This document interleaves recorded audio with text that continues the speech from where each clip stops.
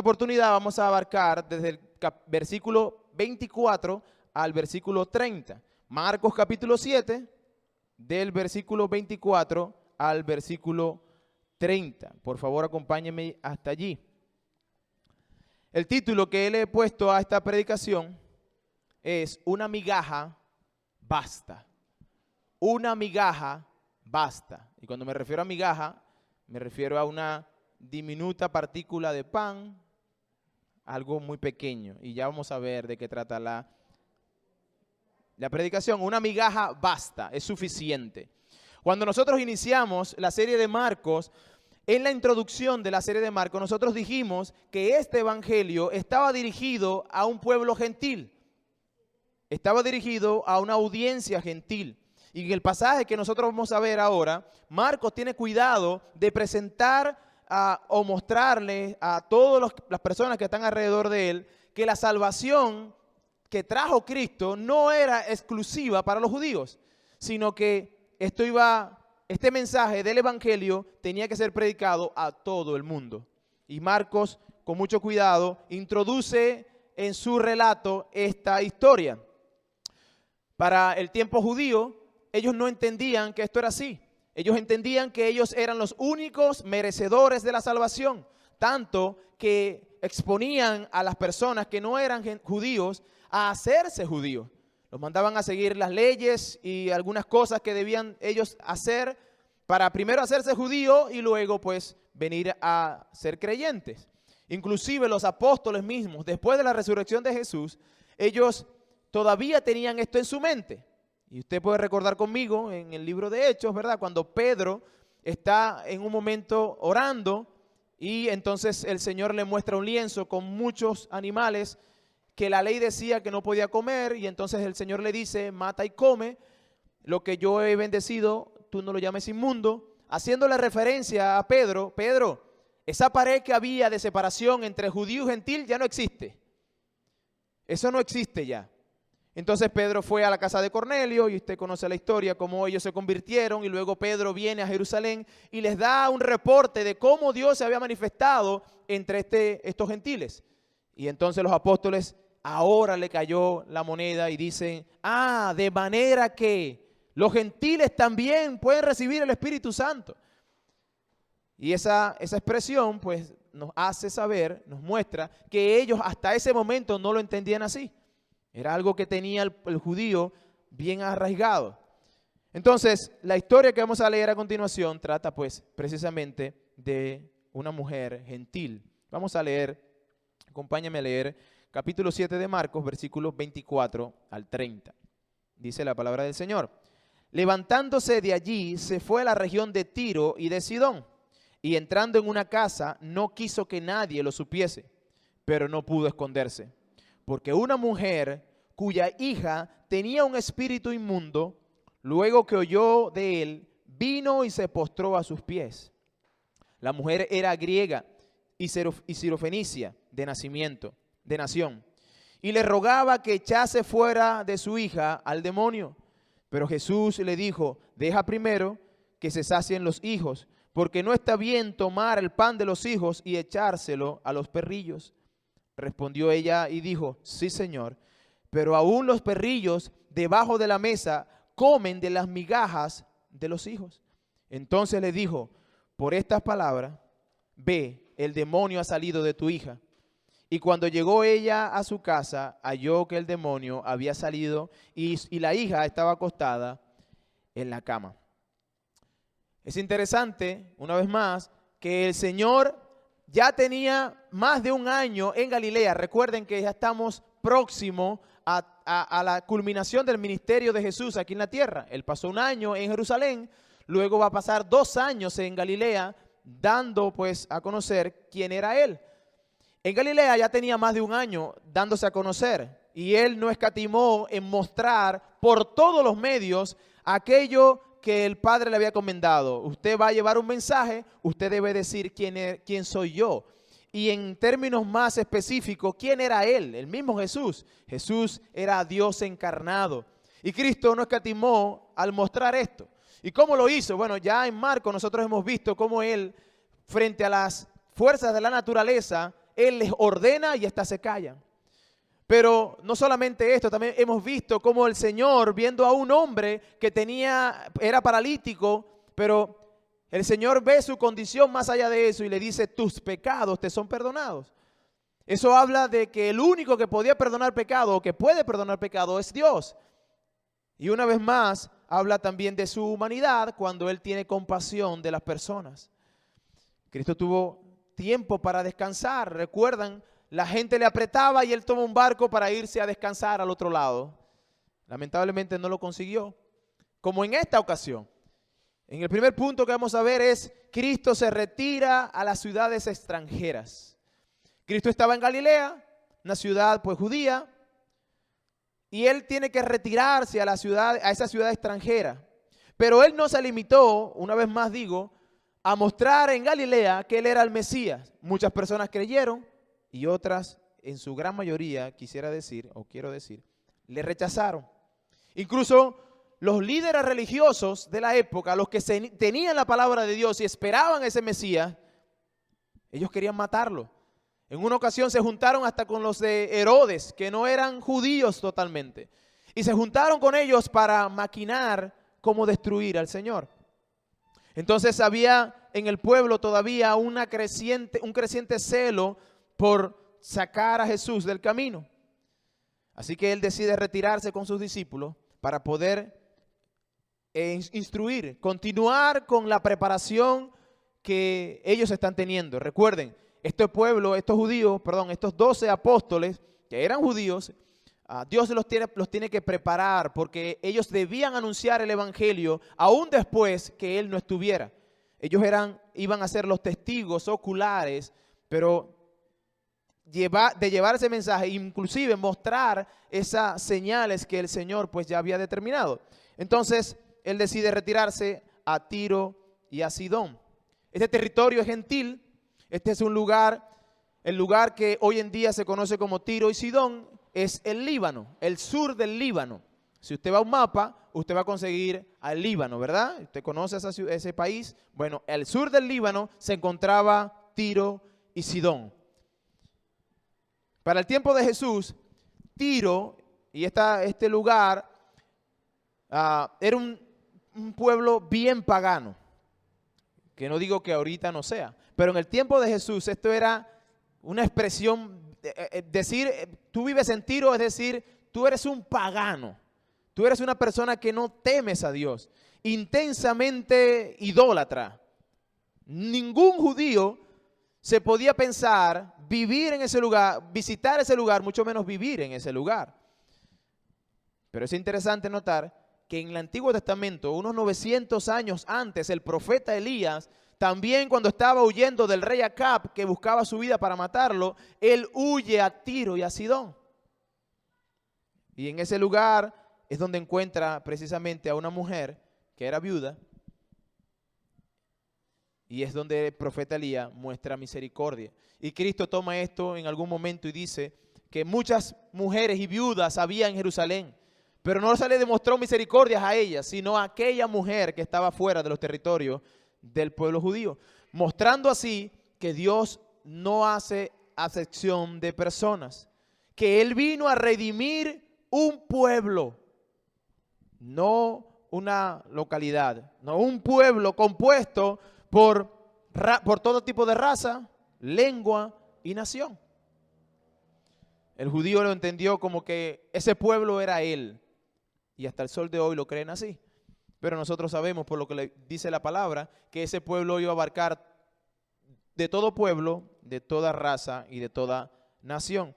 Incluso el Salmo 87 nos dice que Dios se acordaría de algunos que vivían en aquel lugar para salvación.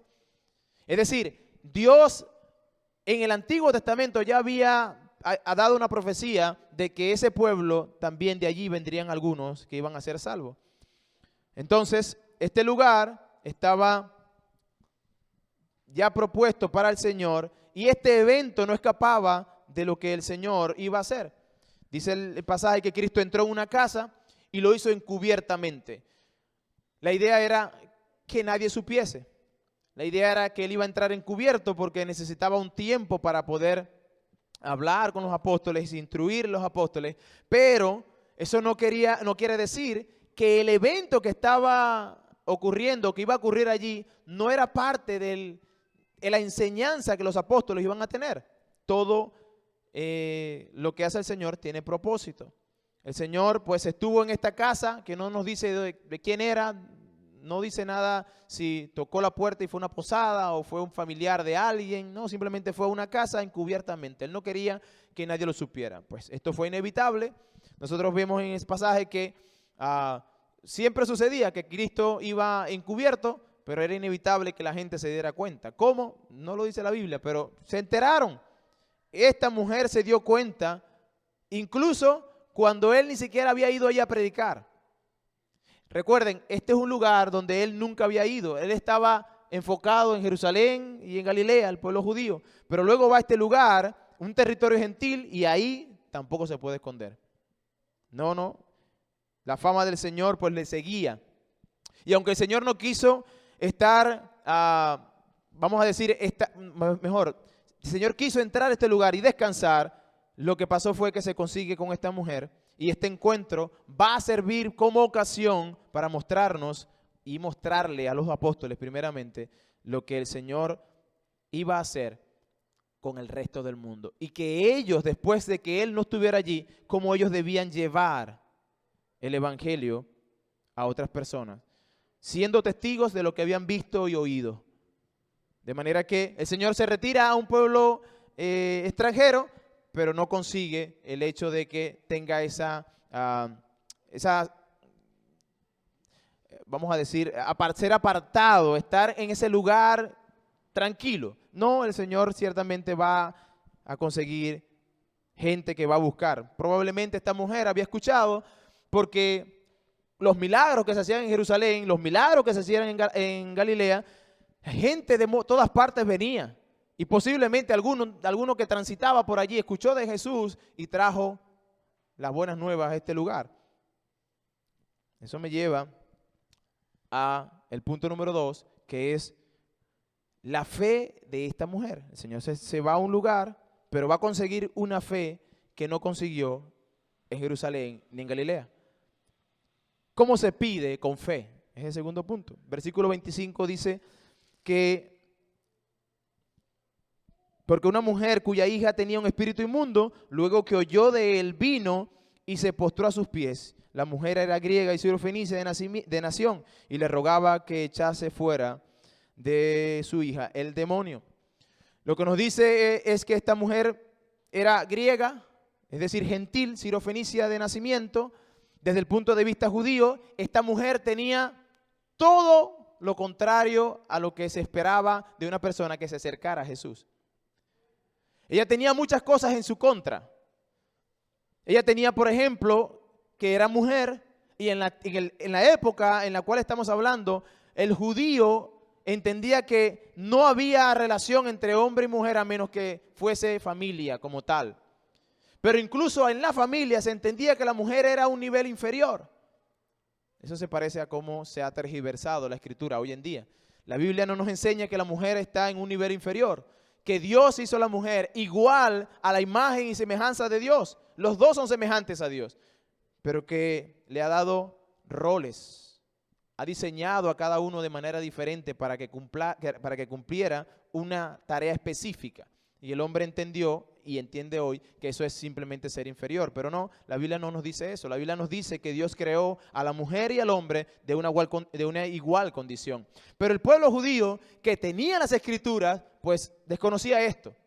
Y entonces entendían que la mujer era inferior. Por ende, una mujer que se acercara a un judío, pues no tenía relevancia. Tú no tienes relevancia. Si viene un hombre, le presto atención. Pero esta mujer, además de que era mujer, era gentil, de una nación, dice Sirofenicia, y el énfasis es que esta mujer era cananea, un enemigo natural de Israel. Los cananeos eran los que vivían aquí antes del pueblo de Abraham, ¿verdad? Que Dios le dijo, pues vas a poseer esa tierra, Abraham, esa será tu tierra donde fluye leche y miel, y luego vemos con Josué cómo viene y conquista, etcétera, etcétera, etcétera. Pero todavía quedó personas allí viviendo. Entonces esta mujer era descendiente de los cananeos. Sirofenicia. Y en este caso era algo en contra también, era un enemigo natural de Israel. En tercer lugar, esta mujer tenía en contra que vivía en un lugar pagano, donde el paganismo, la idolatría era terrible, donde adoraban a una imagen que llamada Astaret en el Antiguo Testamento, perdón, en este Nuevo Testamento se llamaba Astaret, pero era la misma Astarot que se adoraba en el Antiguo Testamento. De manera que este era un centro de paganismo. Por eso el judío nunca iba a ese lugar. Es más, entendía que ese lugar era el más horrible de todos los lugares. Pero es allí donde Jesús va a encontrarse con esta mujer. Pero esta mujer tenía muchas cosas en su contra. Esta mujer tenía que atravesar estas barreras sociales, morales, religiosas. Pero nada de eso la va a parar, la va a detener.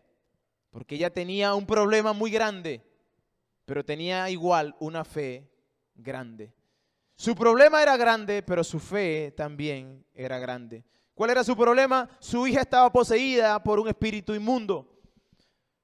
Pero ella estaba convencida de que el único que podía hacer algo era Jesús. Nadie más podía hacer nada. Su problema era tal que ella posiblemente en medio del paganismo buscó y buscó y buscó dentro de todo el paganismo que había alrededor de ella y no consiguió, pero posiblemente escuchó. Es muy probable que ella haya escuchado que el Señor ya había hecho estos milagros, que los demonios no tenían ningún poder ante Jesús, sino que los demonios se doblegaban ante la presencia de Jesús. Y entonces ella tiene esa fe, tú eres el único que puedes hacer algo. Los demonios se doblegan ante ti, así que tú tienes que ayudarme, tú debes ayudarme, porque si tú no lo haces, nadie más lo hará. Ella no iba a escatimar nada para irse a enfrentar a lo que sea por conseguir que su hija fuese liberada. Esta madre rogaba, dice el versículo 26. Versículo 26 dice, y la mujer era griega, sirofenicia, de nación, y rogaba que echase fuera de su hija el demonio. Hermanos, esa palabra rogar se le puede también interpretar como hacía súplicas insistentemente, una tras otra, no descansó. Ella rogaba y rogaba, una y otra vez. Y en el pasaje paralelo que está en Mateo capítulo 15, dice que esta mujer que era cananea rogaba, pero la palabra que dice en Mateo es clamaba, diciendo, Señor, Hijo de David, ten misericordia de mí. Y yo quiero hacer un paréntesis aquí. ¿Quién era que estaba endemoniada? ¿La hija o ella? Era la hija. Pero ella hace suyo el dolor de su hija. Y dice, Señor, ten misericordia de mí. Ella reconoce que este es el Mesías. ¿Lo están viendo? El pueblo judío no pudo entender que el Cristo que había venido era el Mesías que ellos tanto esperaban. El nacido de David que iba a estar en el trono para siempre.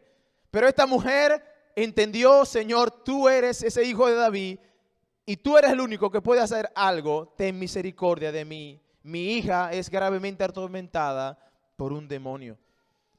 Literalmente ella gritaba por misericordia al Señor. Evidentemente esta mujer estaba sufriendo. El dolor de su hijo era el suyo. Y yo quiero que camine conmigo en esta historia porque hay una respuesta de parte de Jesús. La respuesta del Señor es que en el pasaje anterior pudimos ver que Jesús respondió a las multitudes. ¿Recuerdan? La semana pasada hablamos cómo el Señor, después de salir del mar y entrar en el pueblo donde había llegado, gente venía a Él y le traían sus enfermos y le traían a las personas en cama. Y dice la Biblia que Él tuvo compasión de ellas. Y a todos los que le llevaron, a todos sanó. De manera que nosotros podemos entender que Cristo realmente es compasivo. No pudiéramos negar eso. El Señor es compasivo. No hubo a ninguna persona que se le trajera con enfermedad que Él no le ayudara. Él es compasivo. Pero ¿cómo responde el Señor a esta mujer? ¿Cómo le responde?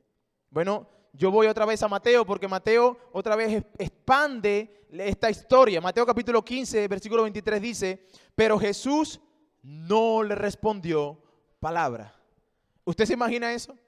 Esta mujer viene detrás de él rogándole, Señor, ten misericordia de mí, mi hija está enferma, mi hija tiene un demonio y nadie puede hacer nada por ella. Y rogaba y rogaba y rogaba y el Señor simplemente no dijo nada. No respondió palabra, la ignoró. Y dice, y entonces acercándose sus discípulos le rogaron diciendo, despídela, da voces tras nosotros. Era tanto lo que esta mujer estaba haciendo que los discípulos se fastidiaron. Pero el Señor caminaba. Ahora, yo pregunto, ¿qué harías tú si estás en una situación difícil?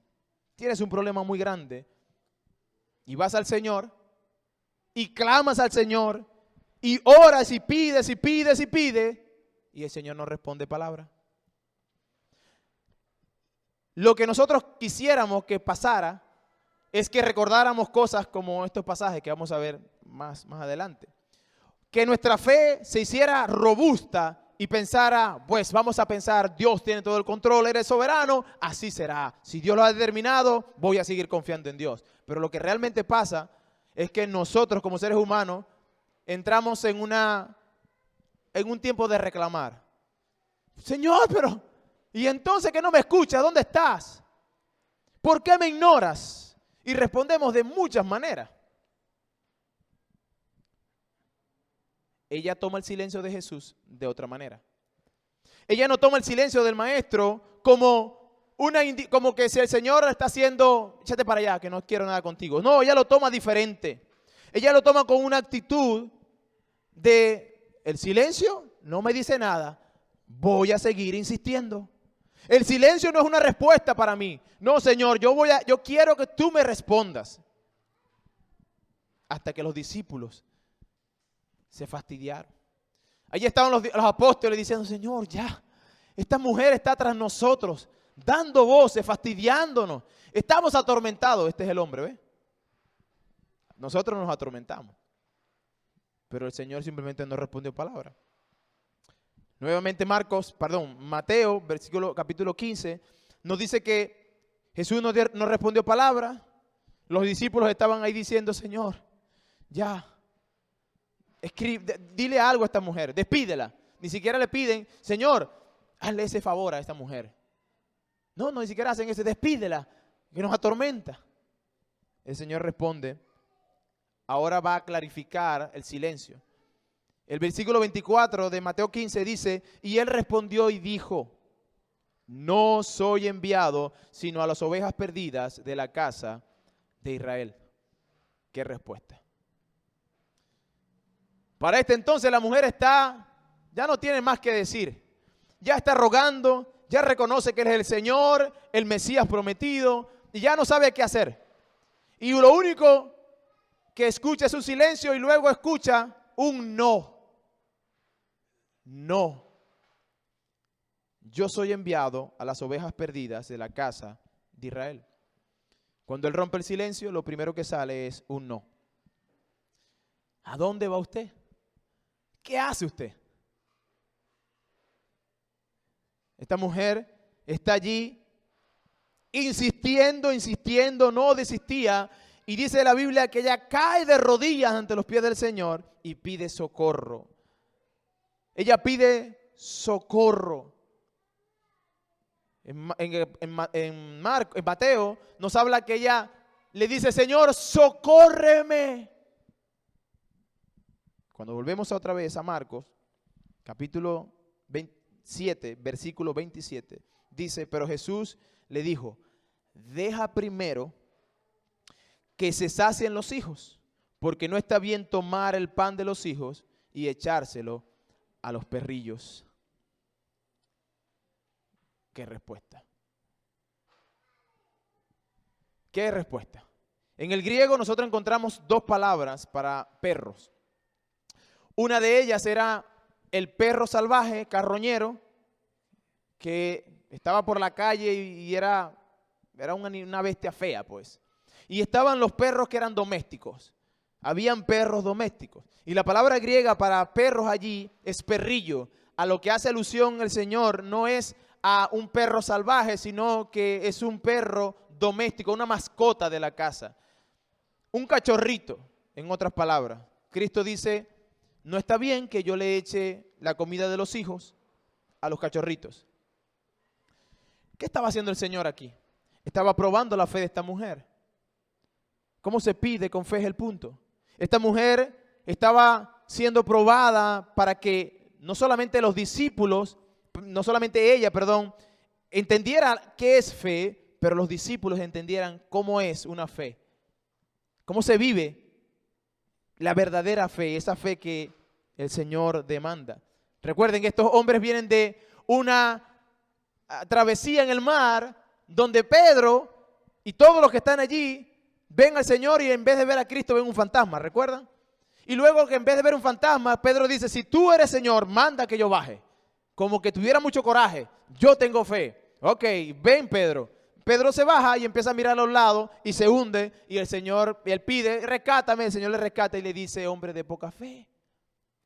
Y ahora les va a enseñar a ellos, por medio de lo que está haciendo esta mujer, qué es una fe verdadera. Y el Señor hace algo, Spurgeon en esta predicación, él hace algo, dice que en este pasaje el Señor estaba forzando la fe de la mujer, llevándola a donde tenía que llevarla, pero al mismo tiempo sosteniéndola, porque la fe de un hombre, la única manera que se sostenga es que él la sostenga. Él quería enseñarnos algo, y a los apóstoles. Estaba probando su fe. Y la analogía dice que la prioridad era para el pueblo judío y luego los demás. A lo que está haciendo alusión el Señor aquí es al cumplimiento del pacto que Dios había tenido con el pueblo de Israel. Primero debía ser anunciado el evangelio a los judíos y después a los gentiles. Usted sabe lo que dice Romanos capítulo 1 versículo 16. Que el evangelio es poder de Dios para salvación a todo aquel que cree. Al judío primeramente, pero también al griego. Y ahí están los gentiles. Entonces el Señor está siendo cuidadoso con mostrarle, hay una prioridad aquí. Y yo he venido en este momento para los judíos. Luego vendrá un tiempo para los gentiles. Pero en este momento yo no puedo porque soy enviado a las ovejas perdidas de Israel. Después de la resurrección, en Lucas capítulo 24, versículo 47, el Señor les dice que debía predicarse este evangelio del arrepentimiento y del perdón de los pecados a todas las naciones, comenzando desde Jerusalén. Inclusive Hechos capítulo 1, versículo 8 le dice que cuando ellos debían permanecer en Jerusalén, porque cuando llegara el Espíritu Santo a ellos serían testigos. ¿A dónde? Jerusalén, primero Jerusalén. Después iba un poquito más allá, Jerusalén, iba a Samaria, Galilea, pero dice hasta el fin de la tierra, hasta lo último de la tierra. De manera que el Señor estaba siendo fiel a la promesa o al pacto que Dios había hecho al pueblo de Israel. Inclusive Efesios capítulo 2, versículos de 12 al 13 nos dice que en aquel tiempo tú y yo, nuestra condición era gentil y nuestra condición era, según Efesios, estábamos sin Cristo, alejados de la ciudadanía de Israel, ajenos a los pactos de la promesa, sin esperanza, sin Dios en este mundo. Pero ahora, en Cristo Jesús, vosotros que en otro tiempo estabais lejos, habéis sido hechos cercanos por la sangre de Jesucristo. Entonces era una cuestión de prioridad. No lo estaba rechazando porque él quería ver simplemente cómo sufría, sino que también era una cuestión de prioridad. En esta historia, esta mujer gentil entendió la parábola. Ella entendía lo que el Señor estaba diciendo. Pero ella entendió y vio una ventana de oportunidad a través de la cual ella iba a pasar. Señor, tú me estás diciendo que llegará un momento donde nosotros podemos. Yo me voy a aferrar a esa ventana que aunque no es el momento, Señor, yo voy a seguir pidiendo porque hay una oportunidad para que tú me des. Y esta mujer insistió. Ella no necesitó explicación. Los discípulos necesitaban que le explicaran. Parábola tras parábola, venían a Jesús a solas los discípulos y dice, Señor, ¿qué es lo que dice esa? ¿Qué trataste de enseñar aquí? ¿Qué dice esa parábola?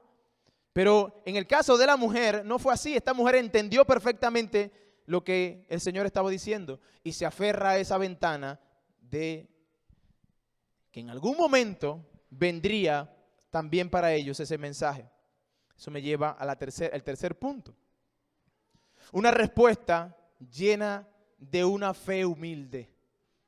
La respuesta de la mujer, esta respuesta que va a dar la mujer, va a ser una respuesta llena de fe, pero una fe humilde.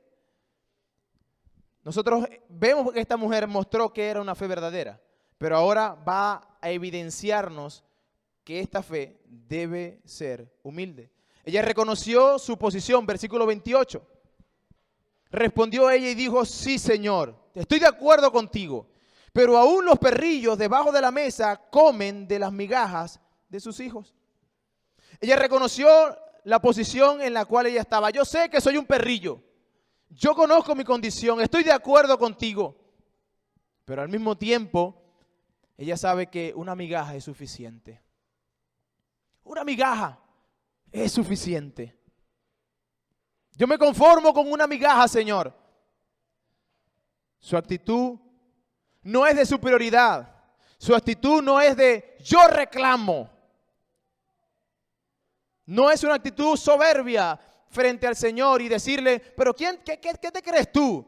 ¿Cómo es que me humillas de esa manera? No, ella no pensó en eso. Ella tenía un problema muy grande y ella sabía que el único que podía hacer algo era él y debía ir por los canales regulares. Si yo iba a mostrar fe, esa fe tenía que ser humilde. No tengo derecho a demandar, como hoy algunos lo hacen. Yo te demando las promesas que tú has hecho. No, esta mujer no tenía nada que demandar. Yo te reclamo en el nombre de Jesús. No, nosotros no tenemos nada que reclamar. Esta mujer mostró humildad. Y lo que no desprecia a Dios, según dice la Biblia, es un corazón humilde. Un corazón humilde. Y esto me recuerda a la oración del publicano, aquella parábola que el Señor también dijo. Hay un judío y un publicano que descienden al templo a orar y está el judío, el fariseo ahí orando y dice, Señor, gracias porque yo no soy como este publicano pecador. Yo ayuno, yo oro, yo leo la palabra, doy mi diezmo. Yo soy, gracias Señor, porque yo soy mejor de lo mejor. Pero el publicano dice el pasaje que este hombre no levantó la cara, no podía ni siquiera levantar la mirada. Él conocía que estaba delante de Dios y él no levanta la mirada, solo se da golpes de pecho. Soy pecador, dice él. ¡Wow! ¡Qué humildad! Sí, Señor, yo reconozco que soy pecador y que necesito de ti. A veces nosotros no actuamos con la humildad que debemos actuar. Pero una fe verdadera es una fe humilde. Es una fe que reconoce su posición delante de Dios. Es una fe que realmente no demanda. Es una fe que muestra más bien que Dios es Dios y que tú y yo no somos nada. No tenemos derecho a demandar, solo a confiar en su bondad. No tenemos derecho a demandar nada, solo a confiar en su bondad. ¿Cómo te acercas al trono de la gracia, hermano? ¿Cómo te acercas al trono de la gracia? ¿Con demandas? ¿Con reclamo? ¿O con humildad y confianza? La Biblia nos dice que debemos acercarnos con toda confianza. Pero cuidado que esa confianza no se convierta en abuso, en falta de respeto. No vas a entrar al trono de la gracia diciendo, bueno, ábreme la puerta porque yo soy el que soy.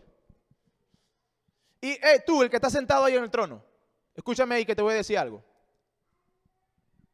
Respóndeme porque tú dijiste, ¿de acuerdo? Tú dijiste, yo te demando lo que tú mismo dijiste.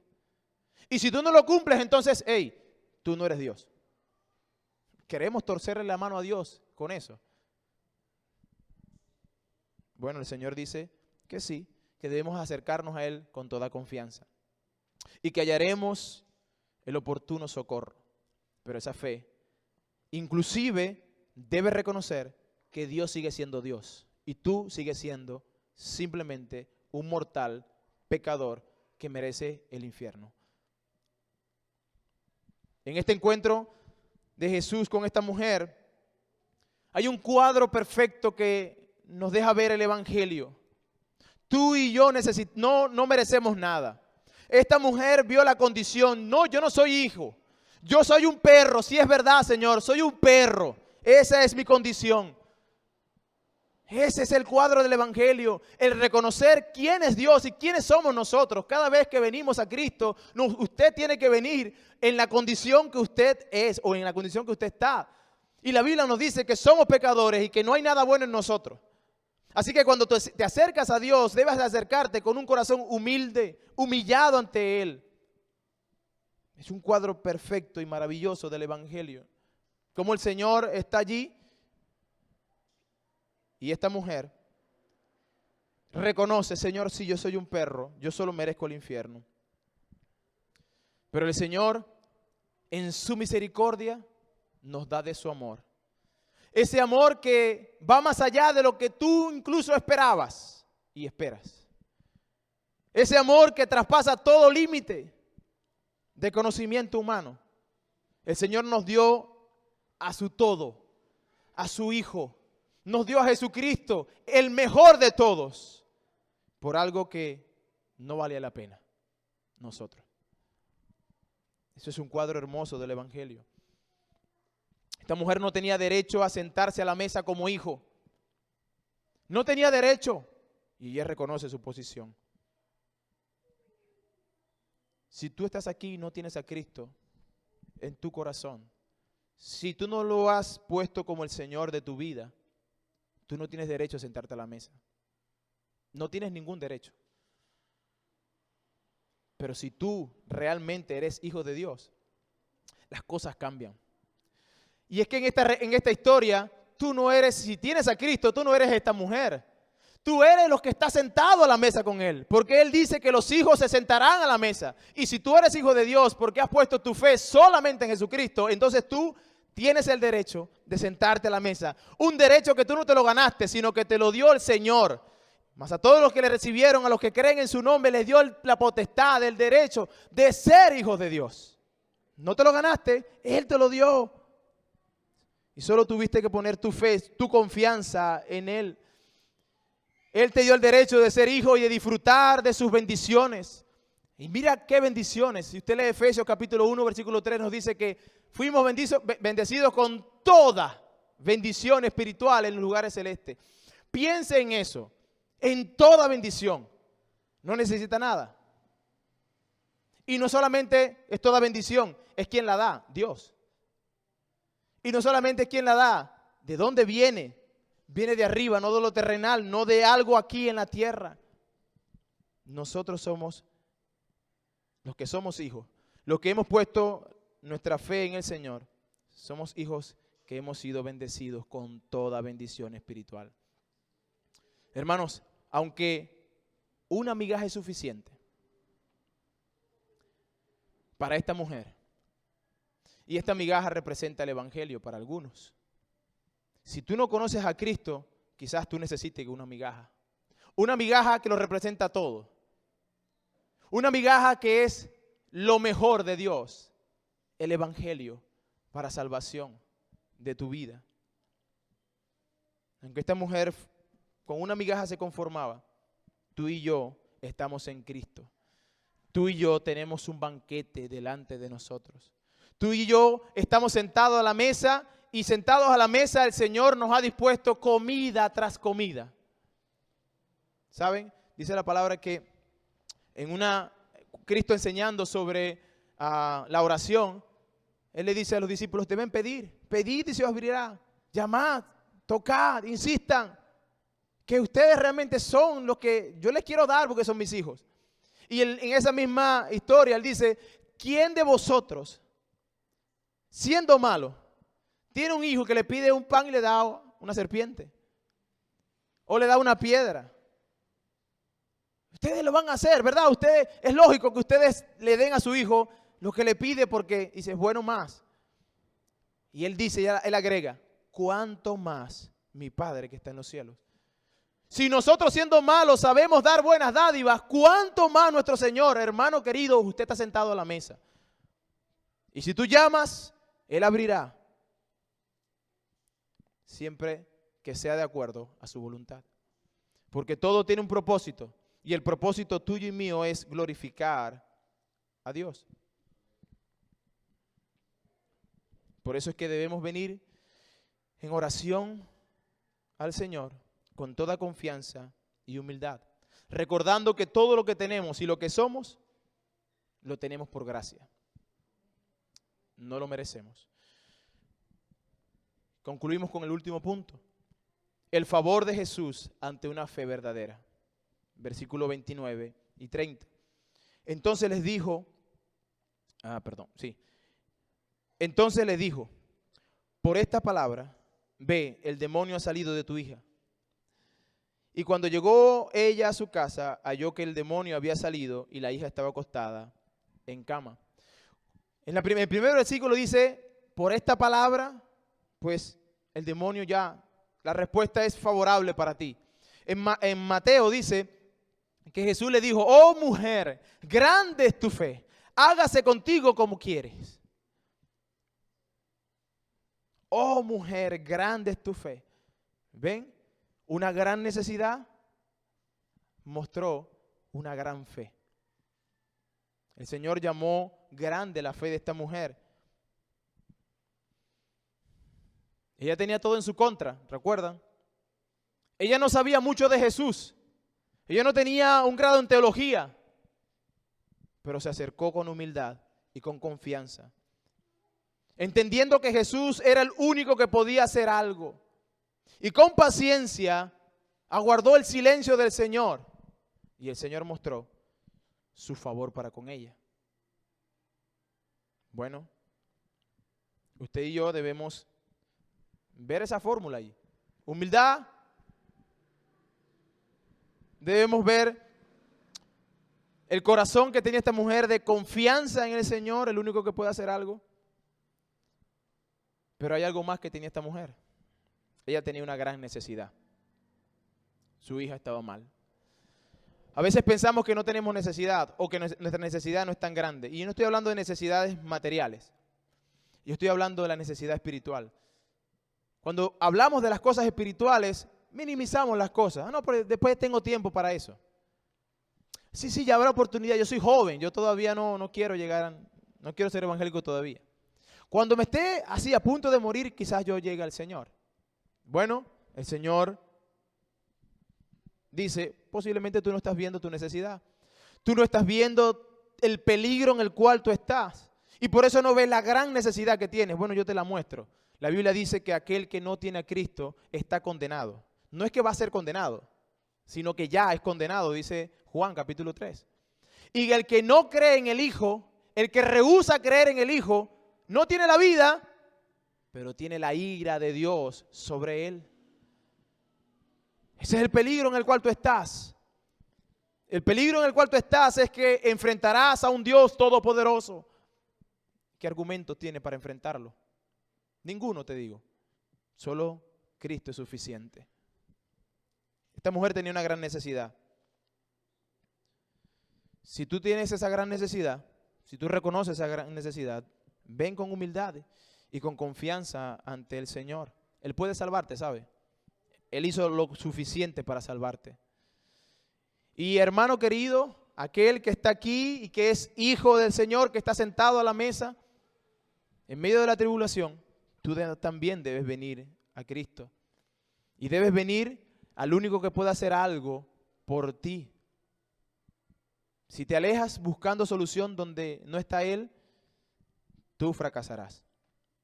Pues la solución a tu problema siempre será el Señor. Él es suficiente para tu problema. Esta mujer no fue a otro lugar porque ella sabía que solo Él lo podía hacer. Nadie podía hacer nada, solo Jesús. Hermano, yo oro todos los días, pero no encuentro respuesta. Esta mujer tampoco consiguió respuesta a la primera. Hermano, es que es muy difícil lo que yo estoy viviendo. Esta mujer tenía una gran necesidad. Hermano, es que yo no entiendo esas palabras porque yo no soy cristiano.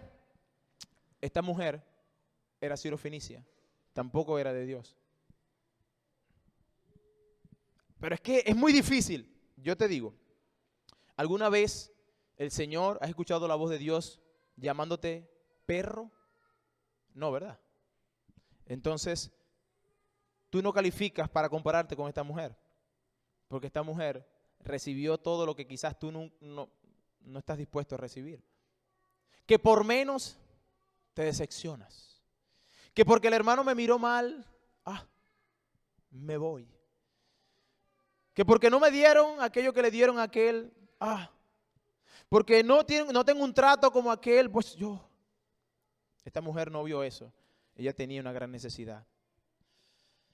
Pero ella entendía que solamente lo que debía hacer era clamar, clamar, clamar, caer de rodillas.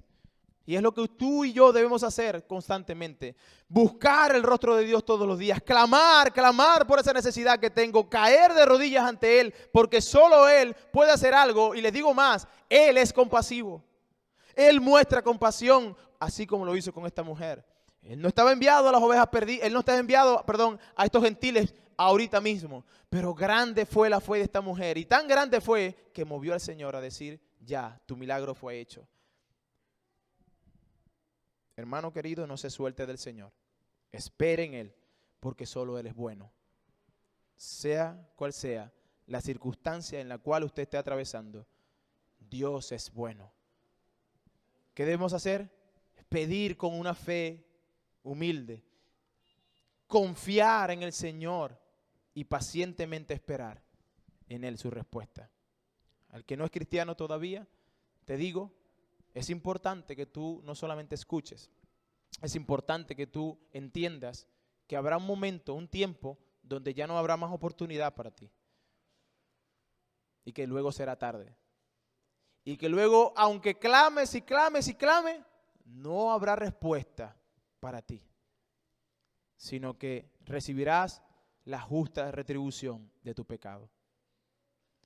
Pero Cristo es la solución. Cristo vino a pagar por tu pecado. Ven a Él en arrepentimiento y fe. Y dice la Biblia que si tu corazón es contrito y humillado para buscarle a Él, Él no te desprecia. Así como esta mujer no fue despreciada. Vamos a orar. Buen Dios y Padre Celestial, en esta hora te alabamos y te damos honra y gloria por todas las cosas que tú haces, Señor. Gracias, Señor, porque nos muestras, Señor, por medio de tu palabra, una vez más, tu compasión, tu misericordia, tu verdad, porque tú haces todas las cosas, Señor, de acuerdo a tu santa y divina voluntad. Padre, nos muestras cómo se ve una fe verdadera, cómo debemos acercarnos a pedir ante ti, Señor. Pero nos muestras, Señor, que tu respuesta, Señor, viene, Dios. Siempre vendrá una respuesta porque tú eres Dios bueno y compasivo. Te ruego por aquellos que aún no son hijos, Señor, y están aquí o a través de las redes nos escucharán. Te ruego que tú lo traigas ante tu presencia, porque entiendo, Señor, que eres tú quien puedes hacer la obra maravillosa de salvación. Atráelos a ti, Señor. A nosotros que te hemos creído, ayúdanos a disfrutar del banquete, Señor, que nos das día tras día. Y cuando enfrentemos tribulación, que vengamos a ti, que eres un Padre bueno, que nos darás mucho más, Señor, y de lo que nosotros realmente necesitamos, que lo que nosotros podríamos buscar en este mundo. Ayúdanos a permanecer fieles a ti y firmes ante cualquier circunstancia en la cual nos encontremos. En el nombre poderoso de Cristo Jesús. Amén y amén.